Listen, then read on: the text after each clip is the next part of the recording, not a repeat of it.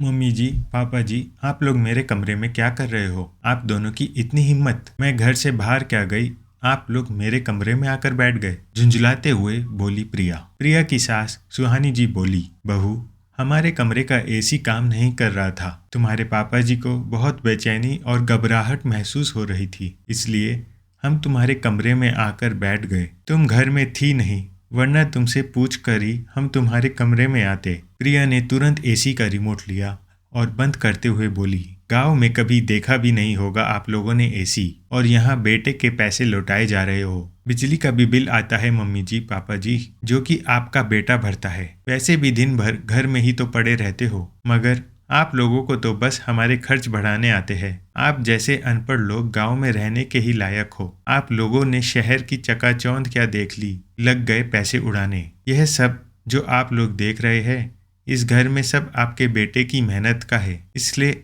आइंदा से एसी या किसी भी महंगी चीज को हाथ लगाने से पहले सोच लीजिएगा, और मेरे कमरे में मेरी इजाज़त के बिना कभी मत आइएगा। मेरे कमरे में मेरा कीमती सामान पड़ा हुआ रहता है। वो तो आपके बेटे की वजह से मैं आप लोगों को झेल रही हूँ, वरना आप जैसे जाहिल व गंवार लोगों को मैं कभी देखूं भी ना। आपका बेटा राम होगा आप लोगों के लिए, मगर मैं सीता नहीं हूँ, यह समझ लीजिएगा। आइंदा से मेरी इजाज़त के बगैर मेरे कमरे में पाँव रखने की कोशिश भी मत कीजिएगा। सुहानी जी बोली, बहू, कम से कम तुम मेरी नहीं तो तुम्हारे ससुर जी की इज्जत का ही लिहाज कर लिया करो। जरा इनकी उम्र तो देखो, कब से कुछ भी बोले चली जा रही हो। हम थोड़े ना तुम्हारे कीमती सामान चुरा लेंगे। तुम हमारे लिए इतनी बुरी सोच क्यों रखती हो? इतने कड़वे शब्द बोलती हो कि हमारा दिल छलनी छलनी हो जाता है। हम थोड़े दिनों में वैसे भी गाँव वापस जाने वाले हैं, इसलिए कुछ दिन शांति से गुजार लो। आज तक तुम हम लोगों पर तानों की बौछार करती आई हो, मगर मजाल है कि हमारे बेटे को इसके बारे में पता चलने दिया हो। हम दोनों तुम लोगों की खुशियों में आग लगाना नहीं चाहते बहू, इसलिए थोड़े दिन शांति से गुजार लो, फिर हम लोग हमेशा के लिए गांव चले जाएंगे। तुम्हारे इसी व्यवहार के कारण हम लोग तो यहाँ आना भी नहीं चाहते, तुम ये बात जानती हो। मगर राजीव को कैसे समझाए? उसके सामने अचानक से गाँव चले जाएंगे तो उसे भी तो शक होगा, इसलिए हम थोड़े दिन बाद गाँव चले जाएंगे। प्रिया बोली, थोड़े दिनों के बाद क्यों, कल ही चले जाओ। रही राजीव की बात, तो उसे कोई बहाना बना लीजिएगा कि गांव में आप लोगों को कुछ काम आ गया है। मैं भी आप लोगों की सेवा नहीं कर सकती। वैसे भी जब भी आप लोग आते हैं, मेरा पति नहीं रहता, आपका बेटा ज़्यादा होता है। इसलिए मैं तो यही चाहती हूँ कि आप लोग जल्द से जल्द वापस गाँव चले जाए। खैर, गाँव जाना हो तब जाना, फिलहाल तो मेरे कमरे से चले जाओ। मैं वैसे भी बाहर से आई हूँ, मुझे एसी चलाकर थोड़ी देर शांति से सोने दो। और आप लोगों के कमरे का एसी नहीं चल रहा तो अपने बेटे को फ़ोन करके बता दो, आपका श्रवण कुमार तुरंत आप लोगों का एसी ठीक करवा देगा। जाओ अब यहाँ से, कहते हुए प्रिया अपने बिस्तर पर पसर गई। सुहानी जी और उनके पति आलोक जी इतना सा मुँह लेकर अपने कमरे में आ गए। बेटा राजीव बहुत सालों से माता पिता पर गांव में शहर से आने के लिए जोर दे रहा था, मगर जब सुहानी जी और आलोक जी गांव से नहीं आए तो इस बार वो खुद ही उन्हें गांव लेने आ पहुंचा था। अब सुहानी जी और आलोक जी ने भी बेटे की जिद के आगे घुटने टेक दिए और वह राजीव के साथ शहर आ गए। ऐसा नहीं था कि वह पहली बार शहर आए थे, इससे पहले भी वह एक बार राजीव की अति आग्रह पर शहर आ चुके थे। प्रिया, जो कि शहर की आधुनिक विचारों की लड़की थी, वो राजीव के माता पिता को कभी अपना समझ ही नहीं पाई। उसे लगने लगा था कि राजीव के माता पिता के गांव से आने के बाद उसकी सारी आज़ादी छिन गई हो। ना उसे पहले की तरह बाहर घूमने को मिलता, न आए दिनों घर में सहेलियों को बुलाने को मिलता। 2 वक्त का खाना भी बनाना पड़ता, क्योंकि राजीव कहता कि उसकी मम्मी पापा को बाहर का खाना नहीं पसंद। राजीव बाहर घूमने का नाम भी लेता तो उसके माता पिता को भी साथ ले जाता। उसका माता पिता के प्रति यह प्यार प्रिया को बिल्कुल बर्दाश्त नहीं होता था। प्रिया को अपने सास ससुर से जलन होने लगी थी, क्योंकि राजीव अपने माता पिता की बहुत इज्जत करता था, उन्हें खूब प्यार और सम्मान देता, जिसे देख प्रिया बहुत चिढ़ती थी। राजीव अपनी माँ से अपने मनपसंद पकवान बनवाता और अपनी माँ की खूब तारीफ करता। एक दिन राजीव अपनी माँ सुहानी जी से बोला, माँ, आपके हाथ के गट्टे की सब्जी खाने का बहुत मन कर रहा है, आज आप बना दोगी क्या? जब सुहानी जी ने गट्टे की सब्जी बनाई तो राजीव बोला, वाह माँ, आपके हाथों में तो जादू है। आपको याद है माँ, आप बचपन में ही मुझे टिफिन में गट्टे की सब्जी और रोटी देती थी। मेरे सारे दोस्त मेरे टिफिन पर टूट पड़ते थे। आज भी आपके हाथ में वही स्वाद बरकरार है। यह सब देख प्रिया और भी ज्यादा जल भुन जाती और अपनी ही सास उसे दुश्मन लगने लगती, क्योंकि वो भली बाती जान चुकी थी कि राजीव अपने माता पिता से बहुत प्यार करता है। एक दिन जब प्रिया ने राजीव के लिए गट्टे की सब्जी बनाई तो राजीव बोला, प्रिया, तुम कभी माँ जैसी गट्टे की सब्जी नहीं बना सकती। जिसका काम उसी को साधे और करे तो डंका बाजी। डायलॉग बोलकर राजीव हंस पड़ा। प्रिया राजीव से कुछ नहीं बोली, लेकिन मन ही मन सोचने लगी, इन बूढ़ों को घर से नहीं निकाला तो मेरा नाम प्रिया नहीं। प्रिया घर में राजीव के सामने तो अच्छे से रहती, मगर राजीव के ऑफिस जाते ही वो अपने सास ससुर से दुर्व्यवहार करने लगती। प्रिया जान चुकी थी कि राजीव के माता पिता बहुत सरल स्वभाव के हैं और वह राजीव से बहुत प्यार करते हैं, इसलिए वो प्रिया की यह सारी हरकतें बेटे को बताते नहीं थे, जिसका प्रिया जमकर फायदा उठाती थी।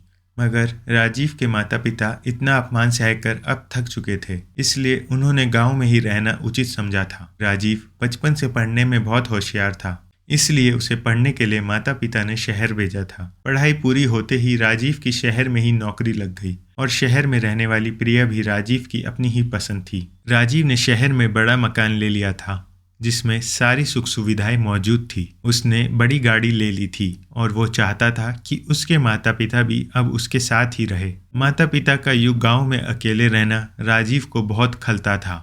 वो कहता था, जब यहाँ हम सब साथ रह सकते हैं तो आप दोनों गांव में क्यों रहते हो। प्रिया को अपने पति के पैसों पर बहुत घमंड था और वो खुद भी बहुत संपन्न परिवार की बेटी थी, जहां उसने कभी किसी चीज की कमी नहीं देखी थी। इस बार भी राजीव की जिद के कारण सुहानी जी और आलोक जी गांव से आ तो गए थे, मगर हर पल प्रिया दोनों का अपमान करती थी। वो यही चाहती थी कि दोनों वापस चले जाए। सुहानी जी और आलोक जी बेटे राजीव को बहू की हरकत बताकर पति पत्नी में कलेश उत्पन्न नहीं करवाना चाहते थे, क्योंकि दोनों जानते थे कि राजीव को जब पता चलेगा कि उसकी पत्नी घर में उसके माता पिता का अपमान करती है तो उसका दिल टूट जाएगा।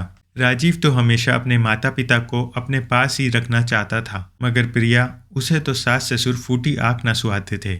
एक दिन राजीव अपने कमरे में तैयार हो रहा था तो उसे प्रिया की आवाज़ आई। प्रिया सुहानी जी पर चिल्ला रही थी, मम्मी जी, आप गांव के लोगों को जब समझ नहीं होती है तो काम क्यों करने जाते हो? आपको मशीन में कपड़े लगाने को किसने कहा था? आपको हैंड वॉश की बोतल और कपड़े धोने वाले लिक्विड की बोतल में फ़र्क नहीं समझ आया तो आपने हैंड वॉश की बोतल में से लिक्विड डाल दिया। मैंने कितनी बार कहा है कि हमारे घर की महंगी महंगी चीज़ों को हाथ मत लगाइए। राजीव ने जब प्रिया का अपनी माँ के प्रति यह बर्ताव देखा तो उससे सहन नहीं हुआ और वो गुस्से से बोला, प्रिया, ये तुम किस तरह से बात कर रही हो मेरी माँ से? बड़ों से बात करने की तमीज़ भूल गई हो क्या? प्रिया राजीव को देख पहले तो सक पका गई, क्योंकि वो नहीं जानती थी कि राजीव सुन लेगा। फिर उसे एक पल को लगा कि वैसे भी रोज रोज के झंझट से बेहतर है एक ही बार में इस झंझट से छुटकारा पा लिया जाए। प्रिया भी गुस्से में बोली, हाँ, मैं भूल गई हूँ तमीज़ बात करने की।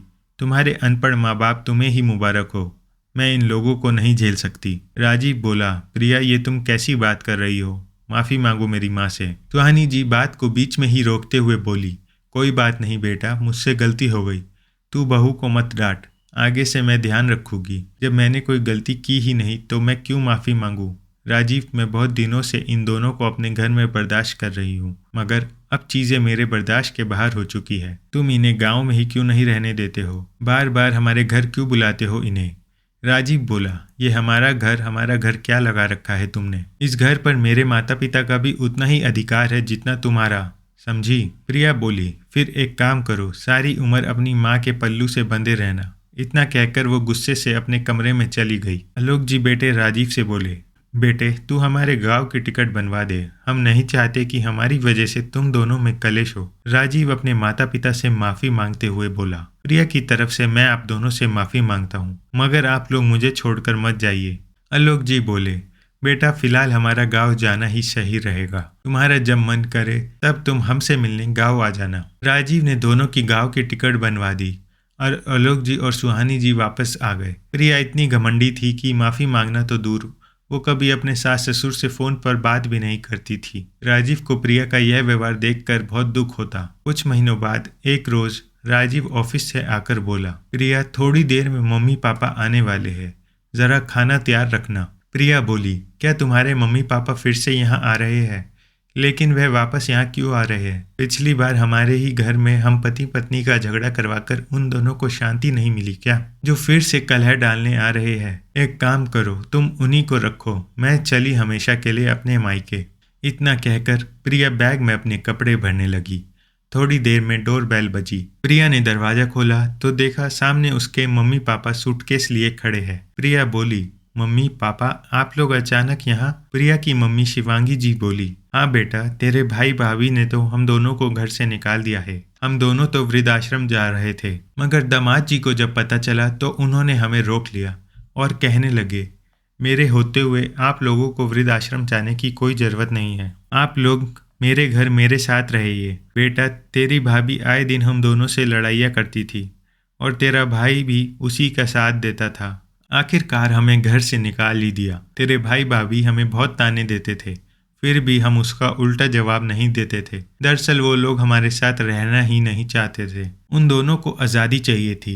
हमने तो उन्हें किसी चीज़ के लिए कभी रोका टोका भी नहीं, मगर फिर भी हम बूढ़े उनकी आंखों में खटकते थे। यह सब सुनकर प्रिया रोने लगी और कहने लगी, मैंने मेरे सास ससुर के साथ दुर्व्यवहार किया है मम्मी, जिसकी सजा आज मुझे भगवान ने दे दी। जब आप दोनों के साथ भाई भाभी ने ऐसा व्यवहार किया तो मुझे मेरे द्वारा अपने सास ससुर पर किए गए अत्याचार याद आ गए। प्रिया राजीव से माफ़ी मांगते हुए बोली, आपने कभी मेरे माता पिता और आपके माता पिता में फ़र्क नहीं किया। मैं पैसों की चकाचौंध और घमंड में इतनी अंधी बन चुकी थी कि मैं ये भूल गई थी, हम जैसा कर्म करते हैं वैसा ही भरते हैं। मैंने आपके माता पिता के साथ अच्छा व्यवहार नहीं किया, ये जानते हुए भी आपने मेरे माता पिता को अपने घर में पनाह दी। मैं भगवान से प्रार्थना करूँगी कि जब भी हमारा बेटा हो वो बिल्कुल आपके जैसा हो, जो बड़ों का सम्मान करे। राजीव, आज आपने मेरी आंखों पर बंदी पट्टी उतार दी है। राजीव बोला, प्रिया, रिश्तों की अहमियत को समझना बहुत ज़रूरी है। जो दुख आज तुम्हें तुम्हारे माँ बाप के लिए हो रहा है, वही दुख उस दिन मुझे मेरे माता पिता के लिए हुआ था, जिस दिन वो दोनों वापस गांव चले गए थे। प्रिया, बुजुर्गों को ये भौतिक सुख सुविधाएं नहीं चाहिए होती है, उन्हें तो बस प्यार और सम्मान चाहिए होता है। राजीव, आपने मेरी आंखें खोल दी है। बोलकर प्रिया ने तुरंत गांव में अपने सास ससुर को फ़ोन लगाया और रोते हुए उन दोनों से माफ़ी मांगी और वापस यहाँ शहर आने के लिए जिद करने लगी। सुहानी जी और आलोक जी ने प्रिया को माफ़ कर दिया। सुहानी जी बोली, बेटा, अगर सुबह का भूला शाम को घर वापस आ जाए तो उसे भूला नहीं कहते। तुम्हें तुम्हारी भूल का एहसास हुआ, यही हमारे लिए काफ़ी है। राजीव बोला, देखा प्रिया, मम्मी पापा ने तुम्हें तुरंत माफ़ कर दिया। यह बुजुर्ग लोग तो सिर्फ प्यार और सम्मान के ही भूखे होते हैं, इसलिए ज़िंदगी में हमेशा बुजुर्गों की इज्जत करो। क्या पता वह लोग कब तक हमारे साथ है। दोस्तों, हमारे घर के बुजुर्ग हमारे घर का वो पेड़ है जिनकी छत्रछाया में हम सुरक्षित हैं। जिस दिन वो पेड़ टूट जाता है हम भी असुरक्षित महसूस करते हैं। इसलिए हो सके तो बुजुर्गों को प्यार और सम्मान दे, ताकि वो भी अपने शेष रहे दिन हंसकर बिता सकें। बुजुर्गों के आशीर्वाद से ही घर में बरकत होती है, इसलिए हो सके तो उनका दिल कभी ना दुखाए। कड़वे वचन बोलकर उनका तिरस्कार ना करे, उन्हें तो बस अपनों का साथ चाहिए होता है। इस स्टोरी को लेकर आपकी क्या राय है, नीचे कमेंट करके ज़रूर बताइएगा। और ऐसे ही और भी बेहतरीन वीडियोस के लिए हमारे पेज आस्तिक को ज़रूर फॉलो करें। धन्यवाद।